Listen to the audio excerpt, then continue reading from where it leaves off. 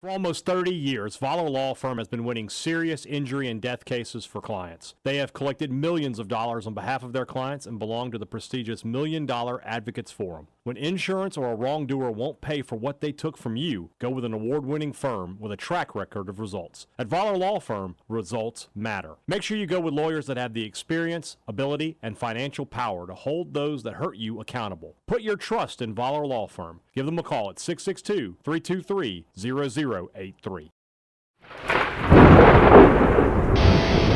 You're listening to Thunder and Lightning on SuperTalk Mississippi, covering Mississippi State sports like nobody else. With Sports Talk Mississippi's Brilan Hadad and Robbie Faulk of On3 Sports.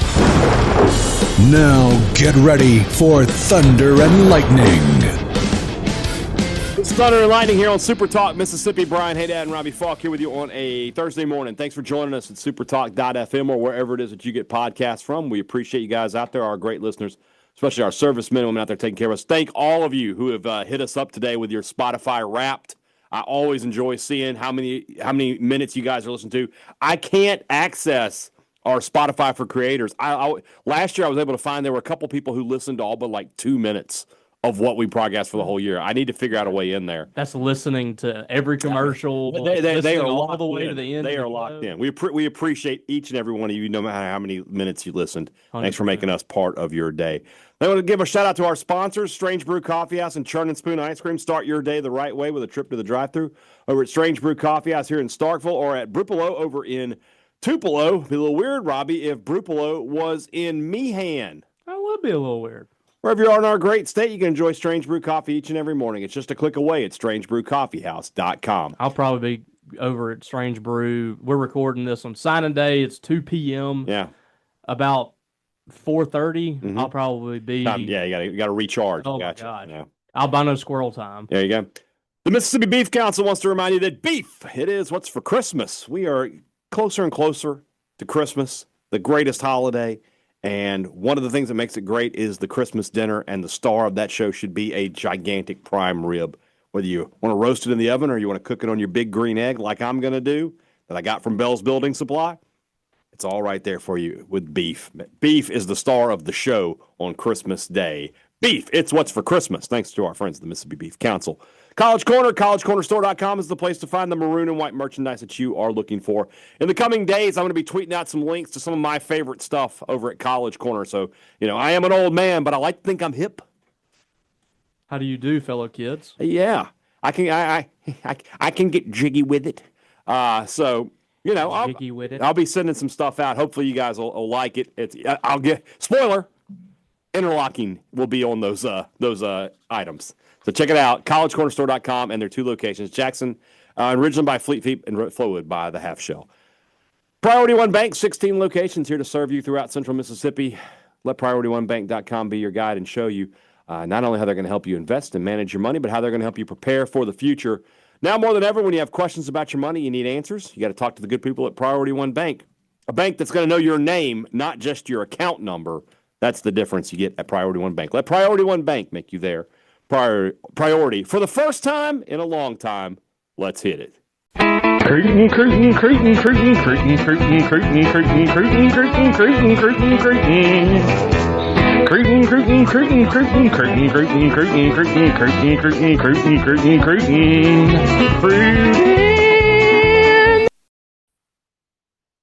It had been too long. Way too long. Way too long. Welcome back to the Cruton Song. Signing Day 2025. Robbie, we've been doing this a long time, especially you on the recruiting end of things. Don't recall one this smooth. Literally nothing bad happened today to Mississippi State. The only surprises were all of the good kind. State were able to add 3 players on signing day, and of course the big news came on Monday. We haven't had a chance to talk about it. That Brilan Wack, one of the top defensive players, not just in the state of Mississippi, but in the country, a composite 5-star player, had flipped his commitment from Auburn to Mississippi State. He signed on the dotted line around 10:30 this morning. I mean, it couldn't have gone much smoother for the Bulldogs. No, it was incredibly smooth. And I was talking with Paul after the press conference, and we were just talking about, anytime you finish signing day, you kind of talk about the class as a whole and what happened, things like that. And this was one of those times where State was kind of the aggressor. Like they were not playing they were not playing defense the whole time. Now, Ole Miss came after a lot of Mississippi State's commitments. I know they probably won't tell you that because they don't lose anybody, but they absolutely came after several of Mississippi State's commitments, and other schools came after Mississippi State's commitments. State had to fight off Auburn for Brilan Wack, but for the most part, State was the one doing the aggressive push. And Lebby talked about that in his press conference. He did, and it wasn't a great signing class. It wasn't. It's not going to be a top 15. It's not going to be a top 20 class. It's not the greatest signing class Mississippi State's ever signed. But where it was 2 weeks ago. Days. Yeah, it's a huge step up. Monday morning, when we were talking about the signing class, we wouldn't have talked about it in the same way. Yeah. We would not have thought that this signing class would be a top 35 signing class. And that speaks to Mississippi State saying, you know what, let's go out there and shoot our shot with some players and see what happens. And, you got Brilan Wack is the headliner of this class. You were missing that. And normally Mississippi State does have at least a guy that you could point to and say that's a blue chip player, that's a top 100, maybe even top 50 player. The class might not express it, but there is a player in the class that has that label on them, and that's what Brilan Wack was. He's a top 40 player across the board. One of the best safeties in the country, arguably top 2 everywhere. Yeah. And that is a kid that, a year ago, 6 months ago, 3 weeks ago. We never thought that he was even looking at either of the teams in State. And that was concerning that you didn't have a player in State like that you were in the game for. But Jeff Lebby, behind the scenes, has been pushing Brilan Wack. He has a great relationship with this family. And you got to give him credit and everybody involved for pulling that off, because that changes the reflection of this class. It looks completely different with Brilan Wack in it. And that's why I think it's important when it comes to high school recruiting to spend a little bit on those players. Because let's not kid ourselves. He's going to have a nice NIL deal at Mississippi State. No doubt. I mean, he didn't come to Mississippi State just for the love of Starkville. He loves the cheese. Yeah, I mean, I think he does love Mississippi State. I think he does love Jeff Lebby, but it takes some enticing to get a player like that to come to a team that's won 7 games in 2 years. Let's not kid ourselves. Correct. But that's what Mississippi State has to have to get off the mat here. They've got to have investment in players like this. It's a perception thing. Agreed. And we've been saying that. Perception is not always reality. Like, I disagree with that statement, but I think in this case it is. So that's one of the tenets of our show, is that perception is reality. You're saying you disagree with it. Perception is reality in I'm many just cases. telling you how you're being perceived. I mean, it is in many cases. You're right. So that was, that news.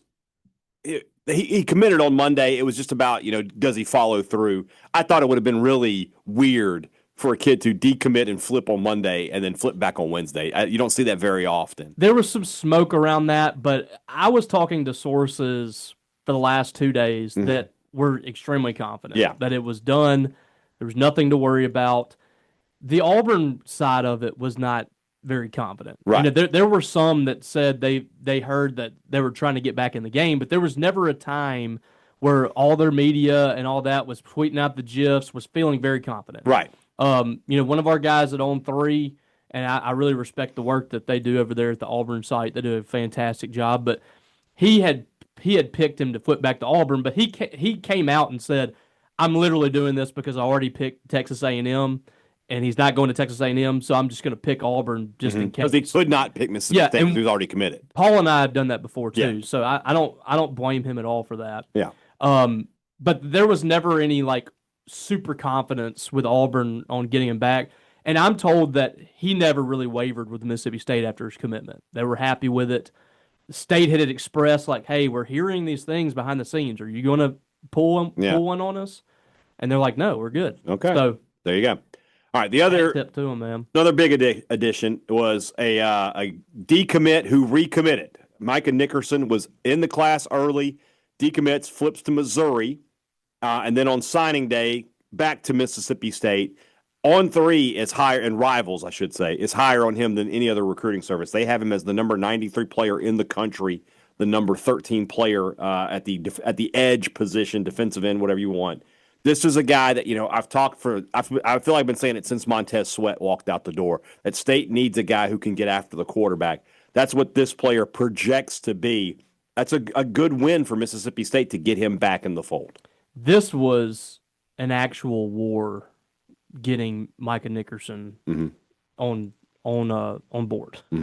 And it was a little bit of everybody. It was mostly, down the stretch, it was obviously Missouri who he's committed to, but Ole Miss made it extremely interesting, and they were in the mix. Of course, he went and visited Ole Miss, I think, last week before maybe. It's recent, yes. Yeah, so that was a battle. That was an absolute battle, and one of those like in-state battles that you got to win, and Mississippi State did. And I think the big thing was winning over Mom. I think that was huge to get. She was always kind of on board with Mississippi State, but it was really tough on him. It's tough to say no to Mom. I think he liked Missouri a lot. I think he liked Ole Miss a little bit too. It was really tough on him, but Mississippi State ultimately wins it. And that's a pass rusher that you just haven't had. You haven't had a guy with that kind of ability. We were ahead of the game on him at on 3, ranking him a 4-star. And I think that he has a chance to be really special as a speed rusher on the edge. And those are players that you have to have. This is a team that the last 2 years have just not had players get after the quarterback. And now you got one. So that's a great start. I don't know. Anytime you pick up a 4-star, the expectations within the fan base is this guy's going to help right away. But that's not always the case.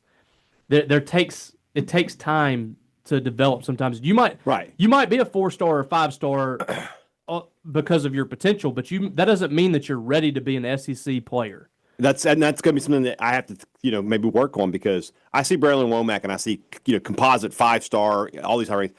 I expect him to contribute next year. Oh, I think Womack has a better chance of contributing than Nickerson. I agree with that, yeah. I think Nickerson needs to get in the weight room. But there's players, I look back at Charles Cross, perfect example, one of the greatest examples of he just ain't ready yet. And it was all kind of projection. He did exactly what he was supposed to do. This is, when you're ranking players in this evaluation process, I'll tell you how it works. Charles Power, those guys that do this, they rank players based on their potential. Right. It's not where they are right now. It's right. It's based on the longevity, what you see from a player 6-7 years down the road. And Charles Cross, you saw Charles Power, guys like that. They saw first-round NFL draft pick. Yes. But he weighed 265 pounds. Right. So he was not ready to take on the SEC. And as you say that, Nickerson 6'5", 215, not ready. Put on weight. But Brilan Wack 6'6.5". I think Brilan that can play. He's ready. I think Brilan can play, and he's going to be an early enrollee. I don't know if I told you about this. I talked to Michael Borky a number of times about Brilan Wack because he was the play-by-play guy for Hartfield. Says if it was up to him, he'd play receiver. He said he could be an elite receiver. He's a 1,000-yard receiver. He thinks he's a better receiver than safety prospect. He reminds me, and he's a better player, but he reminds me a little bit of Jerrion Jones. Okay. Jerrion Jones, when he was coming out of high school, I really thought that he could be a wide receiver. Mm-hmm. He ended up going to, he's playing in the NFL as a defensive back, but that's the kind of playmaker that he is. Coincidentally, they both grew up beside each other pretty much. Yeah. Jerrion Jones went to Northwest Rankin and just right down the street is where literally down the road on Lake. I think he's a more talented Jerrion Jones, but it's that kind of player. And Jeff Lebby kind of spoke on that at the press conference about his ability to make plays in the back end. You can put him on man-on-man coverage. You can put him. He can come up and run support, and he'll put his head down and hit you. But if you look at what he does on the offensive side of the ball, that translates on defense. Mm-hmm. A safety that can that can track the ball like that on offense, make plays on one-on-one coverage in offense, and he can also do that on the defensive side of the ball when the ball's in the air. That's where I think he is going to be the best in college is when the ball's in the air, that's a guy that can track it down and can make a play. The way Levy described him was offensive skill set with defensive mentality. Yeah. That'll play. That's how I always describe Stonka Burnside. It just hasn't really hit with him. Yeah. But it's the same thing. Right. Same kind of thing. He's a little more physical, I think, than Brilan, but they're both similar in that regard. But this is a tremendous get. I would be surprised if he didn't play right away. Womack. I think he has the ability. Yeah. Especially in the safety position next year. Yeah. You got it's wide open. It's wide open. Two new faces also on signing day. I don't think either one of them were flips. They were both uncommitted players who committed to Mississippi State. Now, these guys may have been committed in the past, but they were not on signing day. Let's start with the receiver, Kemian Henderson out of Carthage, Texas, 6'4". Junior Henderson Jr. Are you serious? Yes.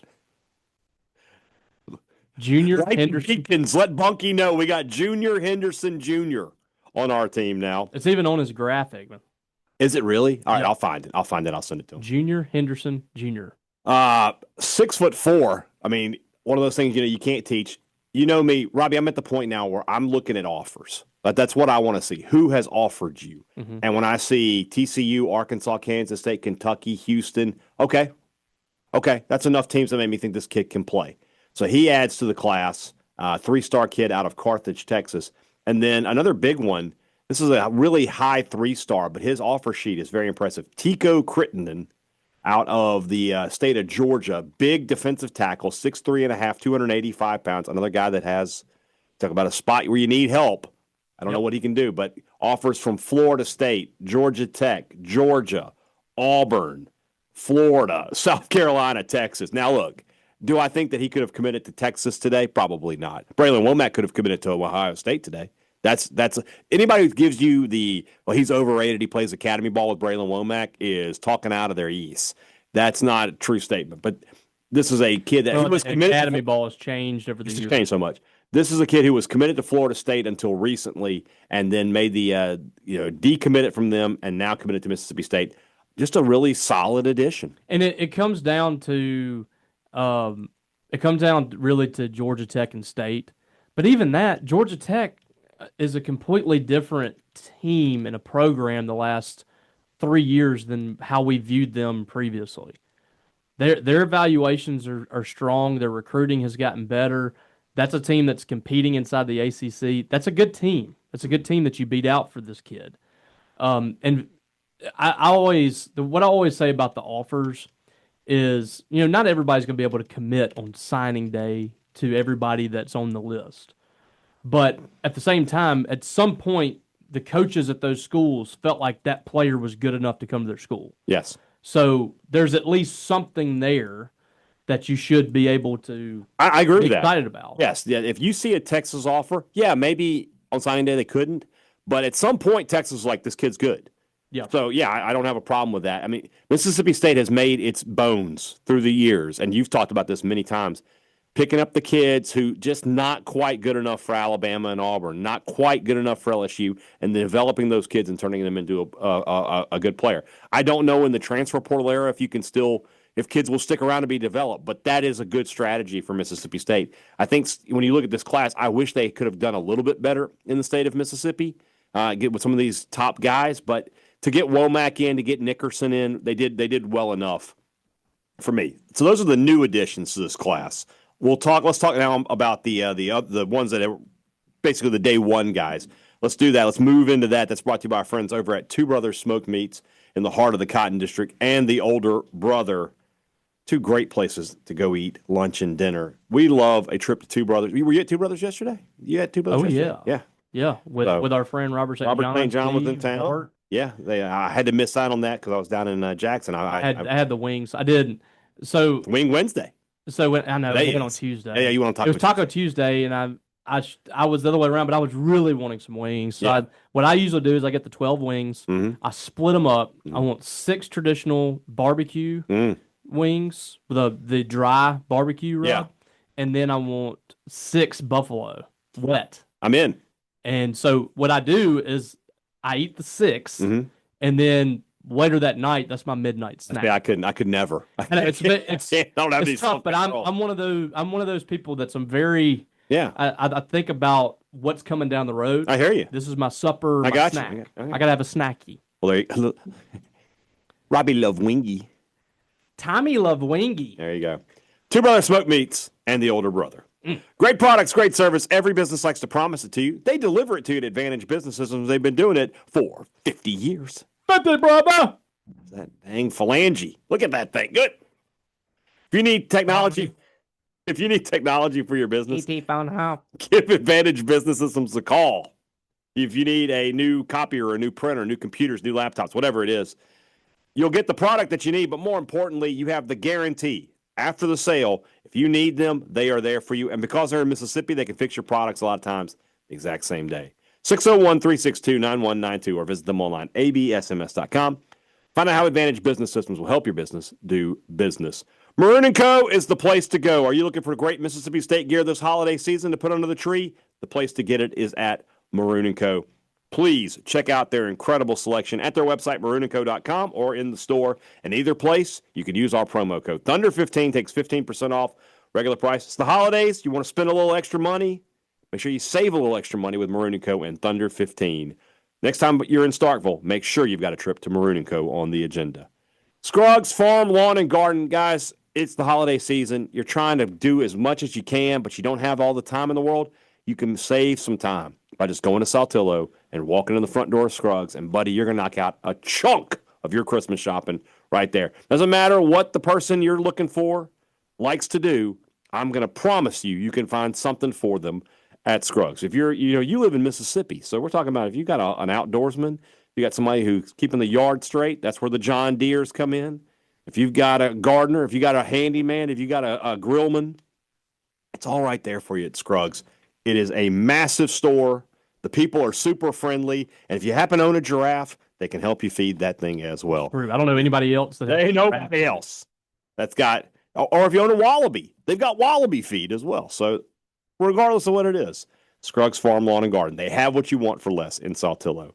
If you're a Mississippi landowner, whether it's a couple hundred acres or a couple thousand acres, you need to know the name Good Hope Land and Timber. Whatever you're trying to do with your land, however you're trying to manage it, they will help you do it sustainably and profitably. But more also, if you're in the land, if you're looking for land, you're looking to buy or sell land, Good Hope Land and Timber can handle that business for you as well. Years of experience, friendly people, and they're going to do what's right by you and your land. Locally trusted, landowner approved, Good Hope Land and Timber. When I look at this class in terms of the guys who've been here the whole time, the one that stands out to me, if you said, Brian, who's underrated, is J.J. Hill. Now, maybe that's just because that's the only guy I've really seen in this class. I watched them play a couple of times. That's all you have to see. I mean, literally, they played Starkville last year when he was a junior. He took a carry, and it got called back on a touchdown. It was like a 65, 70-yard touchdown. It got called back on a holding penalty. And I'm just looking at this kid. I was like, this kid could play for state now. As a junior, he could have played for state then. He's 2-time 7A Mr. Football. He led his team to a state title last year. Probably going to do it again on Friday. No offense to the good fine people in Gulfport. Why is this kid rated so low? Is it just because he committed early? What is it? Letty talked about it too. Yeah, I asked him about it. The reasoning I've always been told is the speed, but I mean the guy's built like a tree trunk. I don't know if you've ever, you folks have ever seen this guy. I watched him play baseball last year. And he's obviously a better football player than he is baseball. But when he stepped to the plate, I'm like, is that Bo Jackson down there? His legs were literal tree trunks. Huge. That's what I'm looking at in a running back. He's got a low center of gravity. He's strong as an ox. And he can break away if he needs to. This offense doesn't have to have a bunch of home run hitters. Mm-hmm. If this guy can move the pile, that's perfectly fine. There's going to be different style running backs. I think that we're going to look back, and I've been saying this since this kid was a sophomore. I've been on the J.J. Hill train before he committed to Mississippi State. And I think we're going to look back and say, what the heck were evaluators thinking when looking at this guy? Because right now he is currently 30th in the state of Mississippi. In the state. And it's There's no way. There's no way. There's no way. Okay, and I got into an argument yesterday about this, but like I'm not that guy that's like everybody in this class is underrated for Mississippi State. Right. But how can you possibly convince me? The highest he's ranked is on our Rivals industry ranking, which is basically like the 247 composite. It compiles Rivals, 247, and ESPN. He's 26th inside the state of Mississippi, and he's the number 57 running back, which I don't understand. But on Rivals, he's 30th in the state, and I've seen a lot of these players live. I cover high school football every single Friday night. I don't miss a Friday. And I've seen a lot of these players live. Yes, you have. I've seen Demarius Yates live. I think Demarius Yates is a good player. I've seen him twice this year. He's 8th in the state of Mississippi. J.J. Hill is 30th. I don't know.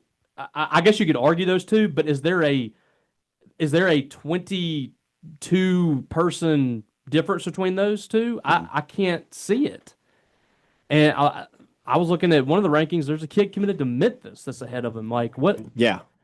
I don't understand it. Something's not right there. Something's off. Something's off. It's almost like there's like a computer error. There's a decimal. Well, I'll tell you what it is. And this is.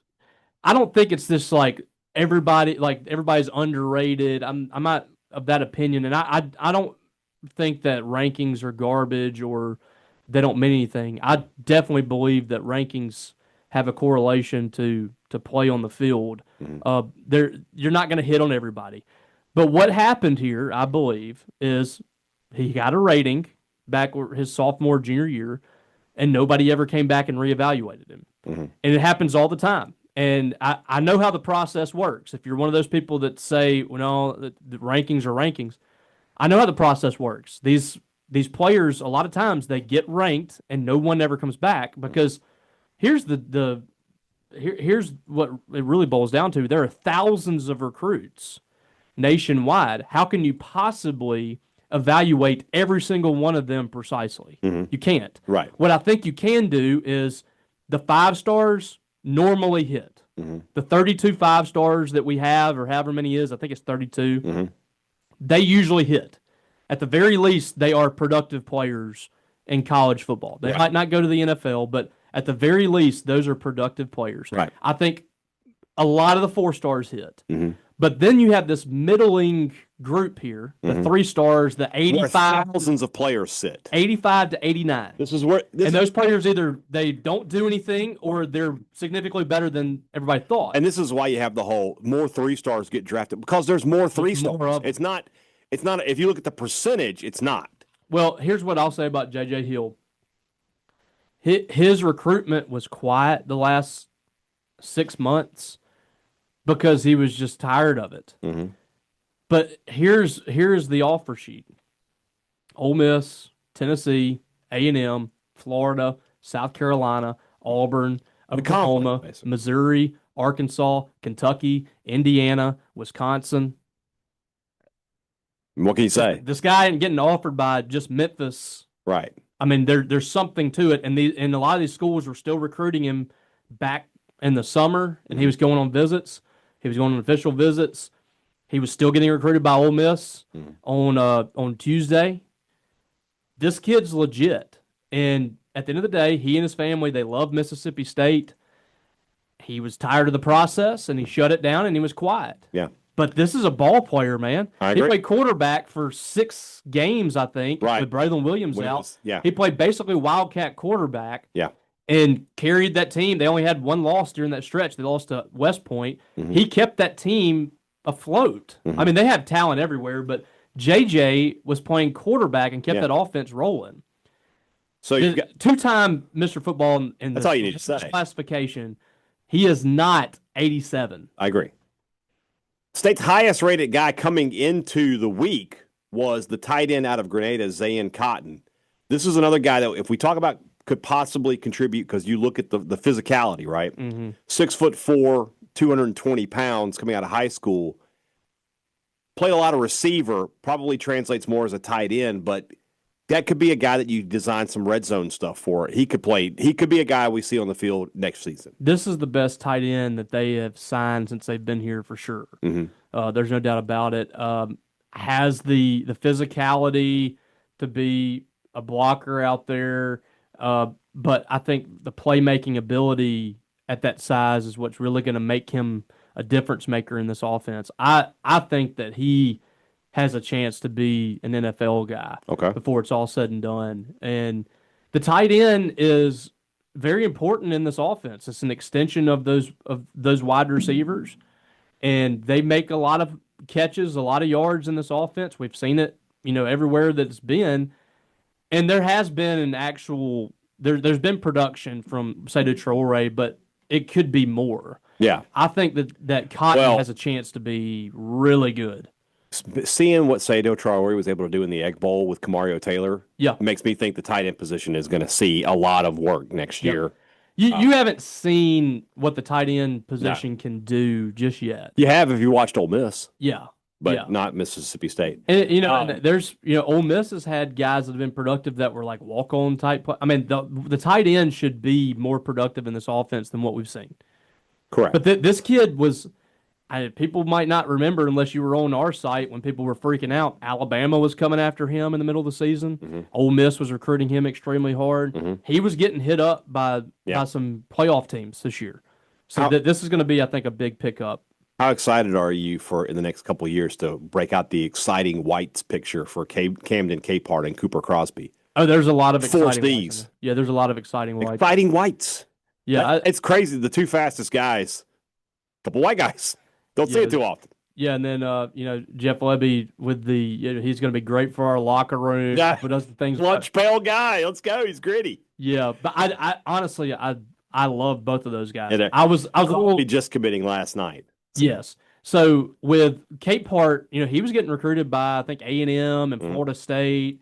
He kind of shut things down, but that's one of the fastest receivers in high school football this year. He's a track star in the state of Texas. This could be another Brennan Thompson type for Mississippi State. Like that could be a guy that is a burner that you just get down the field and throw it up and let him go make a play. I mean, this isn't Creed Whittemore. Right. It's a wide receiver, but I don't want him to be attached to Austin Williams and Creed Whittemore. He's a different.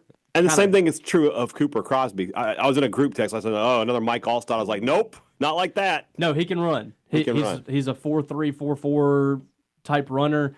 If you are in Starkville this weekend, come to the 7A game. Two running backs are playing. Those are going to be the two stars. Yeah, J.J. Hill and Cooper Crosby are going to be playing for Tupelo and Gulfport, respectively. That's a really good two running back class for Mississippi State in high school, and both kind of bruising guys. They can run you over, but I think Cooper has some speed that is extremely deceptive. When you look at him, you're not expecting it. Same thing for Capehart. So I like the additions of both those guys. The wide receiver room has a chance to be really good.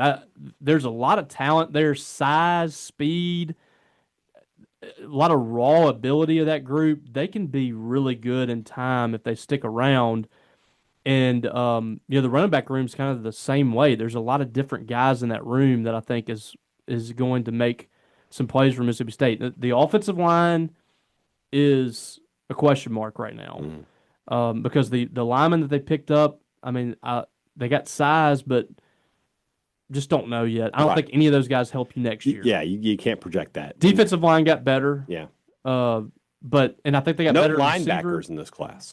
And I think it's pretty clear that they just like their group and they're not trying they're just trying to stick with that group. I think that's pretty much what that is. They didn't even really go after a lot of linebackers. They after J.J. Bush and T.J. White. But it was not a priority in this class. Yeah. I know they love that young core. Tyler Lockhart, obviously Jalen Smith. They like Jalen Smith a lot. He didn't have a great year, but they like him a lot in year 2. Tillman back for another year. Tillman. Yeah. You got Gallette's back too, isn't he? Gallette's back. Malik Silla? He's not back. The kid from Velma Jackson. Well, Tyshawn Wilson. Tyshawn Willis, yeah. There's some guys in that group that they're really excited about. All right. Who's the guy in this class that you know kind of under the radar that you're excited about? Zion Crumpton. Okay. I said this on the board earlier, and like Cotton's kind of that way too. I like Cotton a lot. Mm. I like JJ Hill. Crumpton was playing quarterback at his high school this year. I have a friend that he coaches. He's actually coaching at Opelika. My guy, Jared Fleming, offensive line coach at Opelika. Great guy, great coach, one of my best friends. He played at Troy. And he's watched a lot of great players in that state because he coaches against the best of the best. Mm-hmm. And he told me all year, dude, this guy is legit. He is I'm shocked he's not at Alabama or Auburn because he is all over the field. He was very difficult to scheme up. And I think he's extremely raw, but there is a lot to like about his game. I don't know if he'll be ready next year, but super athletic guy. I like Creation as well from Canton. Mm-hmm. So they got big, Big Capehart is physical not receivers and also speed. Yeah, Capehart is the small guy, but you look at Creation at 6'3", Crumpton is 6'1", Cotton is 6'4". I mentioned Henderson is 6'4". They got big receivers there, so that's very interesting. I think the evaluation on this group of receivers was the best job that Jeff Lebby and Chad Bumpus have done. Mm-hmm. They went out and got some high-profile guys when they first got here, or when Lebby first got here, when they got JJ Harrell and Stonka and Craver and Stonka. Yeah. Like, they got some high-profile guys, like some four-star. All those guys are gone, by the way. Yeah, they're all gone. These guys, I think it was just a great evaluation. None of them were like highly rated when they got them either. Cotton jumped up after, but Junior Henderson, that's another big receiver. Yeah, kind of a surprise to get him on signing day. Yeah, I like this young core of receivers. We'll see if they stick, if they stay with the team. But I like them. There you go. We'll try to talk some more recruiting on tomorrow's show. We'll also recap Mississippi State's game. We're going to let Future Brian take the night off. The science probably dictates that he's not going to have a great night. But Mississippi State, Georgia Tech. Yeah, the science is not in Mississippi State's favor, but hey. We'll see. We'll see what happens. We'll do all that on tomorrow's podcast to finish up the week. Talk to you guys tomorrow. For Robbie Faulk, I'm Brian Hadad. Thanks for listening to Thunder and Lightning here on Super Talk, Mississippi.